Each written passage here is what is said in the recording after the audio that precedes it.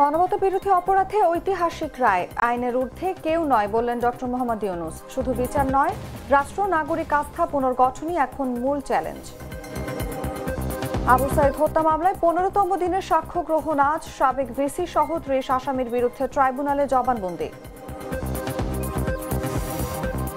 চুয়াডাঙ্গায় হঠাৎ শীত, বাড়ছে ডায়রিয়া, নিউমোনিয়া, 15 দিনে 2 শিশুর মৃত্যু।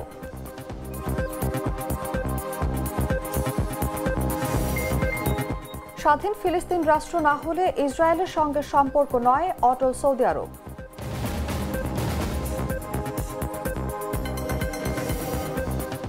এবং নেদারল্যান্ডসের দুর্দান্ত জয়, লিথুয়ানিয়াকে 4-0 গোলে উড়িয়ে বিশ্বকাপে পাকা জায়গা।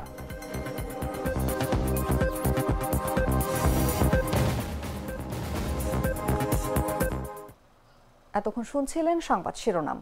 দর্শক, আমন্ত্রণ বেলা 11টার সংবাদে। সঙ্গে আছি আমি অনুভা বিশ্বাস। বদলে ফেলেছি, এবার আপনিও বদলে ফেলুন। একবার প্রাণ গুঁড়া মশলা ব্যবহার করেই দেখুন। চলে যাচ্ছি পুরো খবরে। প্রধান উপদেষ্টা ডক্টর মোহাম্মদ ইউনূস আন্তর্জাতিক অপরাধ ট্রাইব্যুনালে মানবতা বিরোধী অপরাধ মামলায় শেখ হাসিনার মৃত্যুদণ্ডের ঐতিহাসিক রায়কে স্বাগত জানিয়েছেন। তিনি বলেন, এই রায় প্রমাণ করেছে ক্ষমতার অবস্থান যাই হোক, কেউ আইনের ঊর্ধ্বে নয়। জুলাই আগস্টের গণ অভ্যুত্থানে নিহত ও নির্যাতিত হাজারো মানুষের জন্য এটি গুরুত্বপূর্ণ হলেও এখনও অপর্যাপ্ত বিচার নিশ্চিত করেছে। এক বিবৃতিতে প্রধান উপদেষ্টা বলেন, এই রায় শুধু আইনি স্বীকৃতি নয়, এটি সেই পরিবারগুলোর প্রতি সম্মান যারা প্রিয়জন হারানোর বেদনায় এখনো কষ্টে আছেন। বহু বছরের দমন পীড়নে ক্ষতিগ্রস্ত গণতান্ত্রিক ভিত্তি এখন পুনর্গঠনের পথে উল্লেখ করে তিনি বলেন, যুবক ও শিশুদের বিরুদ্ধে প্রাণঘাতী শক্তি প্রয়োগ রাষ্ট্র নাগরিক সম্পর্ককে ভেঙে দিয়েছিল। সরকারি হিসাব অনুযায়ী প্রায় 1400 মানুষ প্রাণ হারিয়েছিল। তারা কেবল সংখ্যা নয়, ছাত্র, অভিভাবক ও সাধারণ নাগরিক। নিরস্ত্র বিক্ষোভকারীদের ওপর হেলিকপ্টার থেকেও গুলি চালানোর বিবরণ আদালত স্বীকৃতি দিয়েছে। ইউনূস বলেন, বাংলাদেশ আবারও ন্যায় বিচার ও জবাবদিহির পথে অগ্রসর হচ্ছে। তবে শুধু আইনি প্রক্রিয়া নয়, রাষ্ট্র ও নাগরিকদের মধ্যকার আস্থা পুনর্গঠনই এখন প্রধান চ্যালেঞ্জ।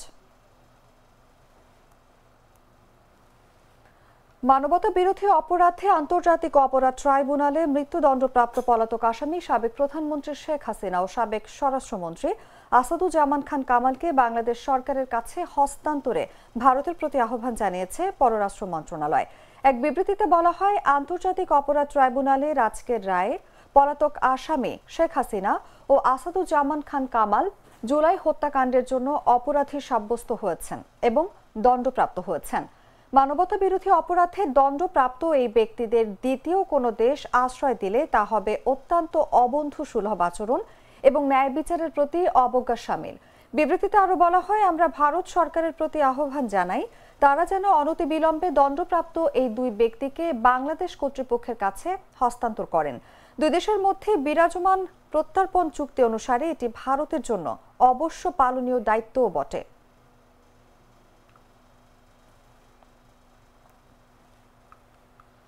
24 জুলাই আন্দোলনের প্রথম শহীদ রংপুর বেগম রোকেয়া বিশ্ববিদ্যালয়ের শিক্ষার্থী আবু সাইদ হত্যার ঘটনায় মানবতা বিরোধী অপরাধের মামলায় 15তম দিনের সাক্ষ্য গ্রহণ মঙ্গলবার।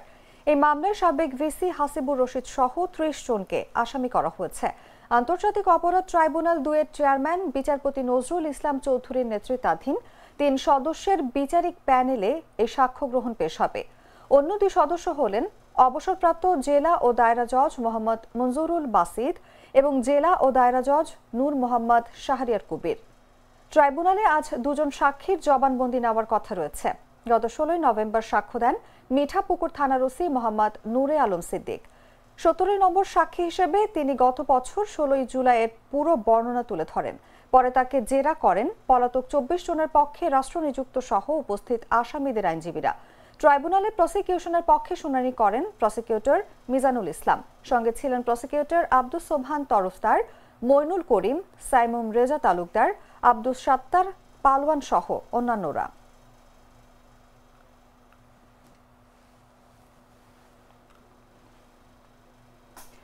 কিশোরগঞ্জের মিঠামইনে সাবেক রাষ্ট্রপতি মোহাম্মদ আব্দুল হামিদের বাড়িতে হামলা ও ভাঙচুরের ঘটনা ঘটেছে। সোমবার রাত 10টা থেকে 11:30টার মধ্যে এই হামলা হয়। স্থানীয় সূত্র জানায়, মানবতা বিরোধী অপরাধের মামলায় শেখ হাসিনা ও সাবেক স্বরাষ্ট্রমন্ত্রী আসাদুজ্জামান খান কামালের মৃত্যুদণ্ড ঘোষণার পর উপজেলা বিএনপির উদ্যোগে একটি আনন্দ মিছিল বের হয়। মিছিলটি মিঠামইন বাজার থেকে কামালপুরের দিকে গেলে 20 থেকে 25 জনের একটি দল আকস্মিকভাবে সাবেক রাষ্ট্রপতির বাড়িতে হামলা চালায়। হামলাকারীরা দরজা ভেঙে ভেতরে ঢুকে চেয়ার, জানালা, আসবাবপত্র সহ বিভিন্ন মালামাল ভাঙচুর করে। ঘটনার সময় বাড়িটিতে আব্দুল হামিদের কোনো স্বজন না থাকায় হতাহতের ঘটনা ঘটেনি। মিঠামইন থানার ওসি আলমগীর কবির জানান, আনন্দ মিছিল শেষে এই হামলা হয়েছে। বসতঘরের দরজা, জানালা ও আসবাবপত্র ভাঙচুর করা হয়েছে, তবে কেউ আহত হয়নি। বর্তমানে পরিস্থিতি স্বাভাবিক রয়েছে এবং পুলিশ ও সেনাবাহিনী ঘটনাস্থলে মোতায়েন আছে।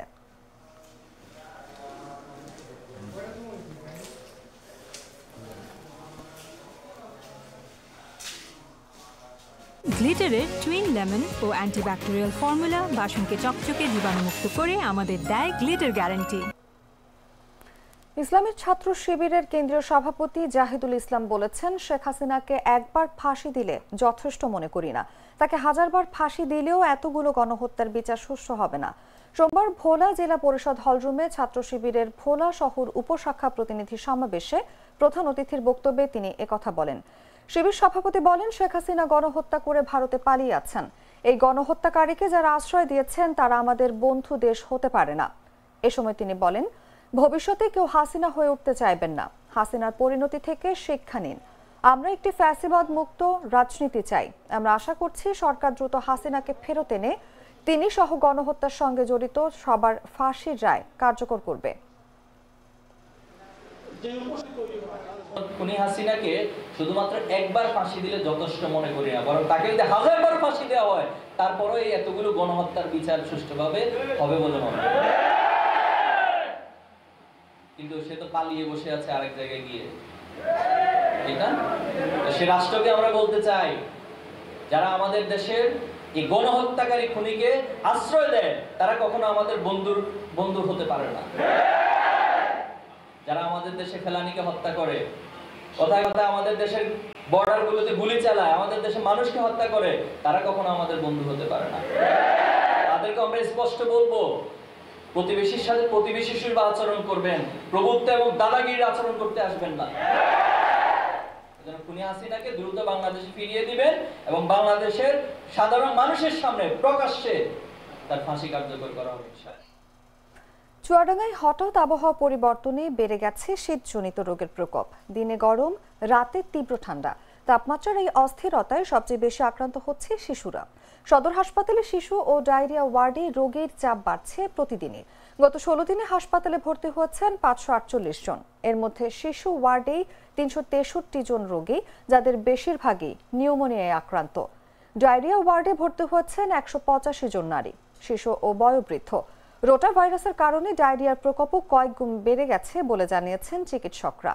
এই সময়টায় ছোট শিশুদের শ্বাসযন্ত্র দ্রুত জটিল হয়ে যাচ্ছে, ফলে শ্বাসকষ্ট, সর্দি, কাশি ও ডায়রিয়ায় প্রতিদিন বহির্বিভাগে চিকিৎসা নিচ্ছে শত শত রোগী।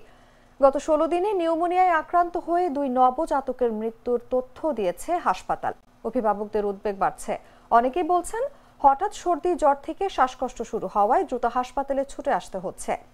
শিশু বিশেষজ্ঞদের পরামর্শ, শিশুকে গরম কাপড় পরানো, মায়ের দুধ খাওয়ানো এবং সামান্য উপসর্গ দেখা দিলেই দ্রুত হাসপাতালে আনা জরুরি। হাসপাতাল কর্তৃপক্ষ জানিয়েছে, রোগীর চাপ বাড়লেও পরিস্থিতি নিয়ন্ত্রণে রয়েছে। সমস্যা ছিল, বড় বড় শব্দ ছিল, কানের মধ্যে জল ছিল। ডাক্তার মিলের কাছে আগে দেখাইছিলাম, যে উনি অনেক মেডিসিন লিখে দিল, সেগুলো খাওয়ার পরে একটু কমেছে। আজকে আবার দেখা নিতে আসছি, আগে কিছু মেডিসিন দিল, আগের চাইতে এখন অনেক ভালো আছে। আমার বাবুর নিউমোনিয়া হয়েছে, বিগত 4 দিন আমরা ভর্তি আছি। ডক্টর মিলন স্যার হচ্ছে যে ভর্তি করেছে এবং 5 দিন থাকতে বলেছে। আমাদের বাবুর ঠান্ডা লেগেছে 1 সপ্তাহ ধরে, ডাক্তার দেখাইতে এসেছি। এখন আবহাওয়া চেঞ্জ হচ্ছে, মাঝে মাঝে শীত, মাঝে মাঝে গরম পড়তেছে। এই শীত গরমের মাঝামাঝি বাচ্চারা খুব অসুস্থ হচ্ছে। মূলত বাচ্চারা জ্বর, ঠান্ডা, কাশি এবং পাতলা পায়খানা রোগে ভুগতে চলেছে। পাশাপাশি বাচ্চাদের অনেক নিউমোনিয়া হচ্ছে। এমত অবস্থায় যেহেতু বাচ্চারা খুব অসুস্থ হচ্ছে, বাবা মারা বাচ্চাদেরকে মোটামুটি একটা মিডিয়াম ভাবে ঢেকে রাখবেন, যেন বাচ্চারা খুব ঘেমে না যায় সেদিকেও খেয়াল রাখবেন।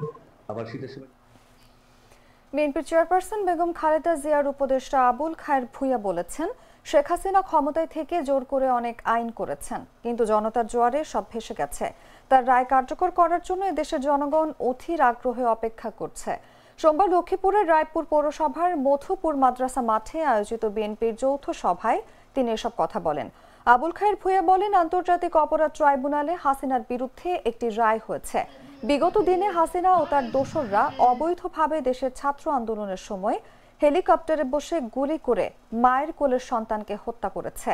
মায়ের সঙ্গে সন্তান খাটে শুয়েছিল, তাকেও হত্যা করা হয়েছে। এটি স্বাধীন সার্বভৌম বাংলাদেশের নির্মম ইতিহাস। তিনি বলেন, শেখ হাসিনা গণতন্ত্র হরণের জন্য জোর জবরদস্তি ক্ষমতায় থাকার জন্য অস্ত্র দিয়ে নিরীহ নিরস্ত্র নিরপরাধ শিশু ও ছাত্রদের উপর হামলার নির্দেশ দিয়েছেন এবং হত্যাকাণ্ড ঘটিয়েছে। গণতন্ত্র যেন ফিরে না আসে, মানুষকে ভয়ভীতি দেখিয়ে আন্দোলন থেকে দূরে রাখার চেষ্টা করেছে। কিন্তু এই অপশক্তিকে ক্ষমতাচ্যুত করার জন্য ছাত্র জনতা ঐক্যবদ্ধ হয়েছে, যার কারণে হাসিনা বাংলাদেশ থেকে বিদায় নিতে বাধ্য হয়েছে। আজ তার মৃত্যুদণ্ডের রায় ঘোষণা করা হয়েছে। আজ ঢাকায় আন্তর্জাতিক ট্রাইব্যুনাল আদালতে একটি রায় হয়েছে। আপনারা অনেকে সেই রায় দেখেছেন বা শুনেছেন ফেসবুক বা ইউটিউবের মধ্যে। বিগত দিনে হাসিনা এবং হাসিনার দোসরেরা যারা অবৈধভাবে বাংলাদেশের ছাত্র আন্দোলনের সময় হেলিকপ্টারে বসে গুলি করে মায়ের কোলে সন্তানকে হত্যা করেছে, বাংলাদেশের ছাত্র আন্দোলনের সময় যারা স্কুলগামী ছাত্র যখন মায়ের সাথে খাটের মধ্যে শুয়ে আছে তাকে হত্যা করা হয়েছে, আজকে তাকে ওই স্পেশাল ট্রাইব্যুনালে তার বিচারাধীন সম্মুখীন হইতে হয়েছে এবং সেখানে এবার বাংলাদেশের স্বনামধন্য আইনজীবীরা তার সে রায় দিয়েছেন। আমরা আশা করি অবিলম্বে হাসিনা যেখানে আসুন, তার কাছে আসুন, তারা তাকে বাংলাদেশে পাঠিয়ে দেবেন এবং তার এই রায় কার্যকরী করার জন্য এদেশের জনগণ। পটুয়াখালীর বড় বেখা ইউনিয়ন পরিষদের সদ্য সাবেক চেয়ারম্যান ও ইউনিয়ন আওয়ামী লীগের সাবেক সাধারণ সম্পাদক জাফর হাওলাদার কারাগারে অসুস্থ হয়ে হাসপাতালে মারা গেছেন। সোমবার দুপুরে পটুয়াখালী সদর হাসপাতালে চিকিৎসকরা তার মৃত্যু নিশ্চিত করেন। পরিবার জানায়, তিনি সুস্থ ছিলেন এবং অসুস্থ হওয়ার কথা তারা আগে জানতেন না। কারাসূত্র জানিয়েছে, 11 নভেম্বর ডেভিল হান্ট অভিযানে তাকে নিজ বাড়ি থেকে গ্রেফতার করা হয়। সোমবার দুপুর 1:30 কারাগারে তিনি হঠাৎ অসুস্থ হয়ে পড়েন। মাত্র 10 মিনিট পর তাকে সদর হাসপাতালে নেওয়া হলে ইসিজি করার সময়ও তিনি জীবিত ছিলেন। তবে চিকিৎসাধীন অবস্থায় দুপুর 2:18 তার মৃত্যু হয়। পটুয়াখালী জেলা কারাগারের জেল সুপার আতিকুর রহমান বলেন, অসুস্থতার কারণেই তাকে দ্রুত হাসপাতালে পাঠানো হয়েছিল। মরদেহ ময়না তদন্তের জন্য সদর হাসপাতালের মর্গে রাখা হয়েছে।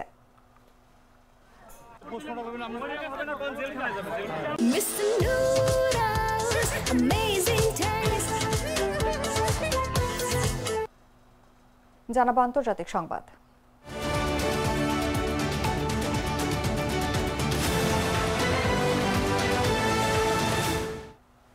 সৌদি আরব স্পষ্ট জানিয়েছে, স্বাধীন ফিলিস্তিন রাষ্ট্র গঠনের শর্ত পূরণ না হওয়া পর্যন্ত তারা দখলদার ইসরায়েলের সঙ্গে কোনো সম্পর্ক স্থাপন করবে না।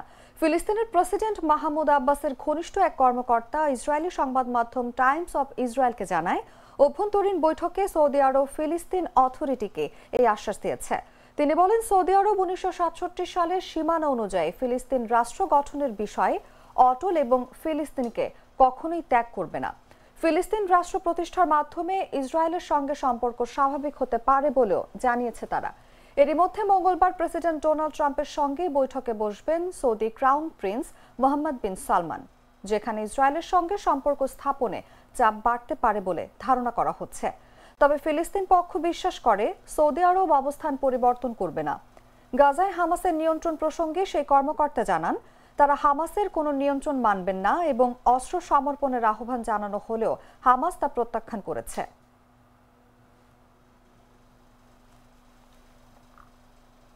সংবাদ শেষ করব খেলার খবর জানিয়ে।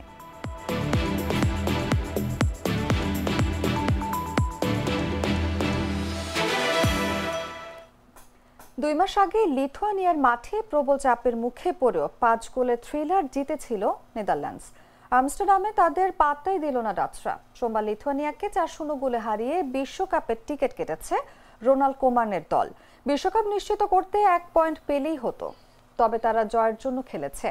16তম মিনিটে বল পেয়ে বক্সে বাড়ান ফ্রেঙ্কি ডি ইয়াং। ছুটে গিয়ে বল নিয়ন্ত্রণে নিয়ে জালে পাঠান তিজানি রেইডার্স। ম্যান সিটির এই মিডফিল্ডার আধ ঘন্টার মাথায় দ্বিতীয় গোল পেতে পারতেন, কিন্তু তার শট লাগে পোস্টে। বিরতির পর 4 মিনিটের মধ্যে 3 গোল করে নেদারল্যান্ডস জয় সুনিশ্চিত করে। 58 মিনিটে বক্সের ভেতরে প্রতিপক্ষের হ্যান্ডবলে পেনাল্টি থেকে কোডি গাকপো 2-0 করেন। 60তম মিনিটে গাকপোর পাসে জোরালো শটে লক্ষ্যভেদ করেন জাভি সিমন্স। পরের মিনিটে পাল্টা আক্রমণে মাঝ মাঠ থেকে বল নিয়ে বক্সে ঢুকে চতুর্থ গোলটি করেন ডোনিয়েল মালেন। গ্রুপের আরেক ম্যাচে মাল্টাকে 3-2 গোলে হারিয়ে প্লে অফ নিশ্চিত করে পোল্যান্ড। 8 ম্যাচে 20 পয়েন্ট ডাচদের, আর পোলিশরা পেয়েছে 17 পয়েন্ট। বাদ পড়েছে ফিনল্যান্ড, মাল্টা ও লিথুয়ানিয়া।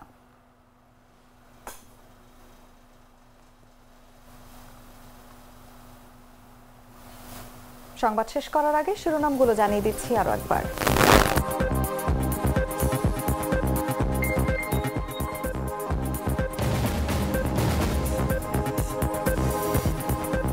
মানবতা বিরোধী অপরাধে ঐতিহাসিক রায়, আইনের ঊর্ধ্বে কেউ নয় বললেন ডক্টর মোহাম্মদ ইউনূস। শুধু বিচার নয়, রাষ্ট্র নাগরিক আস্থা পুনর্গঠনই এখন মূল চ্যালেঞ্জ।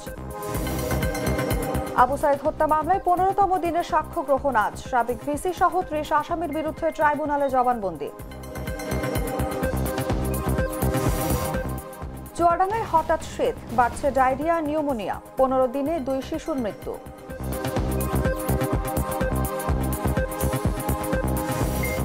স্বাধীন ফিলিস্তিন রাষ্ট্র না হলে ইসরায়েলের সঙ্গে সম্পর্ক নয়, অটল সৌদি আরব।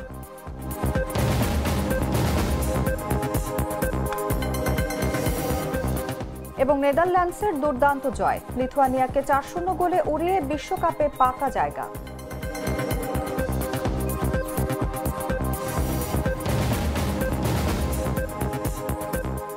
দর্শক, এই ছিল এখনকার মতো। এরপর দেখবেন দুপুর 1টার সংবাদ। প্রতি মুহূর্তের সর্বশেষ খবর জানতে ভিজিট করুন jagonews24.com। ফলো করুন আমাদের ভেরিফাইড ফেসবুক পেজ এবং সাবস্ক্রাইব করুন জাগো নিউজের ইউটিউব চ্যানেল। ধন্যবাদ সবাইকে।